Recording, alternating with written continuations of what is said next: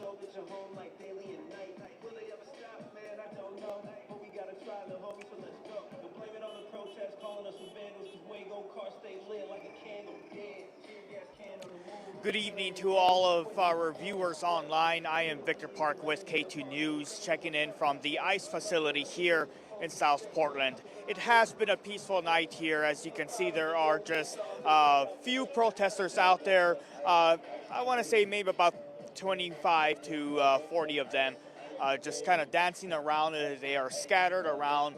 A chunk of them, as you can see, they're right in front of the ICE facility in costumes, also in inflatables, as we have been seeing the last couple of weeks. But if we pan to the right, something new that we are seeing is the speaker system these protesters have set up. They have been using that to, of course, blast music, but also dance, and then make some statements to the ICE agents whenever they show up or come out of that gate. So that is what has been happening around here. And then I do want to pan to the left to show the other side of this. There is where we also have more protesters out there who have been camped out for the past week or so. Mind you that that camp was taken away by Portland police last week when Secretary of Homeland Security Kristi Noem showed up. That's when police, blocked this entire area off and cleared that camp. But since then, that camp has grown significantly. It's got a lot of supplies and other things the protesters have been using to their advantage. On that side, we also have a mixture of counter-protesters.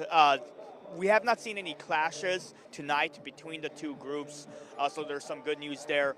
And then we obviously also have a lot of spectators, just people, showing up from different parts of the metro, some people even from other states.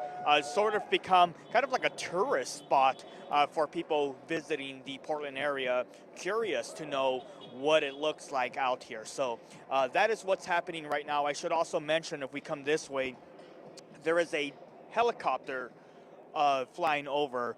You may have seen this post from the city of Portland saying, "What the heli?" Well, referring to that, and the city of Portland confirmed that it is a DHS helicopter. I've also seen a clear picture of one of those helicopters flying over here in recent days.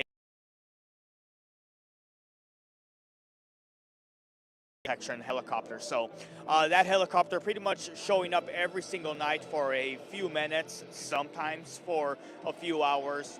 It will show up, do a couple of circles, and then past nights, like last night, we saw a drone also flying over the area. Again, peaceful tonight. We have not seen any arrests or detainments made by the ICE officers here. A much different story last night, though. Mind you that around this time it was calm. Then around 11 o'clock, that is when we saw the situation escalated, when we saw someone being taken away in custody by federal officers. That is when we also saw tear gas being thrown and flashbangs, non-lethal rounds by the federal agents to these protesters over here. So that happened around 11 o'clock. Around 10 o'clock last night, we also saw another situation happen when a federal agent pointed a gun at a car. This happens almost not every hour, but almost, right? When the agents come out and the gate opens, the agents come out to clear the driveway, to allow vehicles to come in and out of the facility. That happens often, right? But last night there was another car trying to go inside of the facility, and that is when we saw an agent pull a gun on that driver. Another agent came and presumably told that agent, "Hey, he's cool."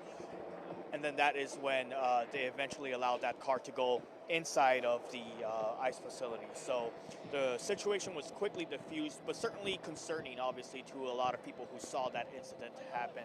And then that's when we eventually saw, about an hour later, that tear gas being thrown at the protesters. We'll see what happens tonight, and if, whether this escalates or not. But for now, it has been peaceful with, the protesters, the counter-protesters, and of course the federal agents.